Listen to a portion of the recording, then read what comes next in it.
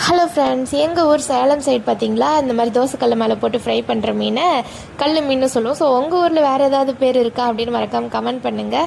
So தோசைக்கல் அடுப்பில் வச்சு நல்லா கல் சூடானதுக்கப்புறமா ஒரு 2 ஸ்பூன் அளவு எண்ணெய், ஒரு 2-3 ஸ்பூன் அளவு மிளகாய் தூள், அப்புறம் 4-5 பல் பூண்டு சின்ன சின்னதாக கட் பண்ணி போட்டிருக்கோம். அடுத்தது கருவேப்பிலை நிறைய போட்டுக்கோங்க. என்கிட்ட குறைவாக தான் 5 நாள் கம்மியாக போட்டு அப்படியே தோசைக்கல் ஃபுல்லாக அப்படியே ஸ்ப்ரெட் பண்ணி விட்ருங்க மசாலாவை. அதுக்கப்புறம் மசாலா போட்டு வச்சுருக்க மீன் எடுத்து அப்படியே தோசைக்கல்லில் வச்சுருவோம். ஸோ வச்சதுக்கப்புறமா அப்படி கொஞ்சம் நேரம் வேகட்டும்.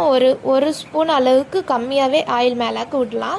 ஸோ விட்டதுக்கப்புறம் திருப்பி போடும்போது நம்ம கொஞ்சம் கருவேப்பிலை போட்டுட்டு அப்படியே திருப்பி போட்டு நம்ம ஆயில் விடணுன்னு தேவையில்ல, இருக்க அந்த ஆயிலே திருப்பி போட்டு நல்லா வேக விடுங்க எல்லா பக்கமும். ஸோ இறக்கும் போது லைட்டாக சோம்பு போட்டு ஒரு நிமிஷம் கழித்து இறக்கணுமா, சும்மா ஃப்ளேவர்ஃபுல்லாக இருக்கும். அப்படியே அந்த சோம்பு, கருவேப்பிலை, பூண்டு இது மாதிரி ஆச்சு நல்லா சாப்பிடும்போது காரசாரமாக வேறு லெவல் டேஸ்ட்டாக இருக்குங்க. ஸோ கடையில் வாங்குகிற கல் மீன் விட எனக்கு வீட்டில் இந்த மாதிரி ஒவ்வொரு நாளைக்கு ஒரு மாதிரி செஞ்சு சாப்பிட்றது ரொம்ப பிடிக்கும். அது வெஜ்ஜாக இருக்கட்டும் நான்வெஜ்ஜாக இருக்கட்டும், நம்மளை வீட்டில் செஞ்சு சாப்பிட்டாலே அது ஒரு தனி டேஸ்ட் தான். என்னதான் இருந்தாலும் வீட்டு சாப்பாடு தாங்க.